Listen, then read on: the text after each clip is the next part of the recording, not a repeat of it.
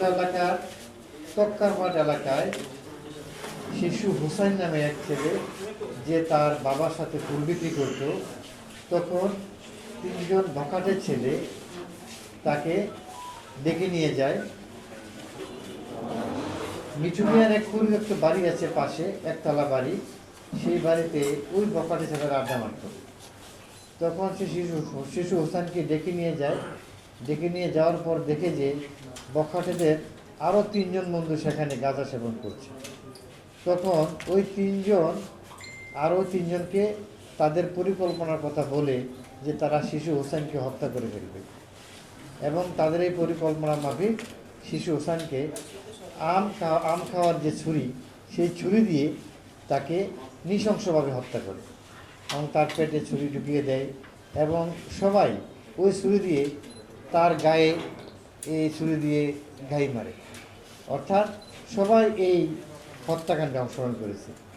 সবচেয়ে আশ্চর্যের বিষয় যে বিষয়টা হলো যে যারা এই হত্যাটা করেছে তারা সবাই 18 বয়সের কম তাদের বয়স, এবং তারা যে এই শিশুর সাথে কোনো পূর্ব শত্রুতা ছিল না, তার বাবার সাথে বা তার পরিবারের সাথে কোনো স্বাস্থ্য সংশ্লিষ্ট বিষয় ছিল না, শুধু তারা জেল খাটতে কেমন লাগে একদিন তারা সবাই একসাথে আড্ডা মারে এবং গাঁজা সেবন করে।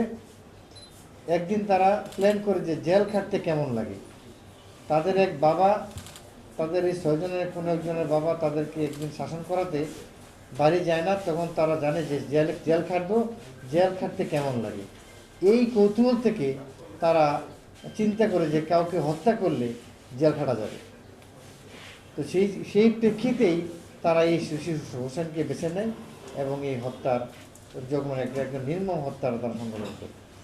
এই পরিপ্রেক্ষিতে যখন 3-4 দিন ঘটনা 3-4 দিন চলে যায়, তো তখন একদিন যেই ইউনুস নামে এক ছেলেটা, যে বখাটে ছেলেটা, সে মোবাইলে কথা বলছিল যে সম্ভবত তার কোনো এক বন্ধুর সাথে, যে 3 দিন হলো একটা ছেলেকে মেরে ফেললাম।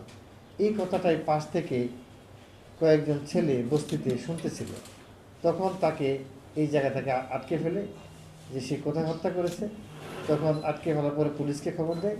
পুলিশ যাওয়ার পরে তার লাশটা দেখায় দেয় যে কোন জায়গা থেকে হত্যা করেছে।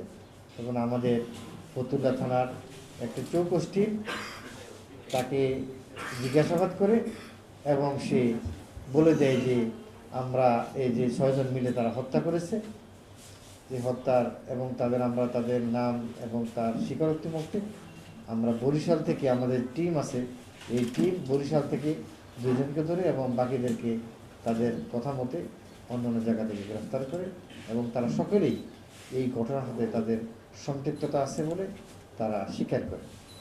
এবং যেটা আমাদের একটা সমাজের একটা আশ্চর্যের বিষয়, যে এটা সমাজের যে মেসেজ, যে সবাই কিন্তু 18 বছর কম বয়সী ছেলে, এবং তারা কোনো পূর্ব শত্রুতা থেকে নয়, শুধু জেল খাটতে কেমন লাগে সেই কৌতূহল থেকে তারা একটা ছেলেকে, 11 বছর একটা ছেলেকে নৃশংসভাবে হত্যা করেছে।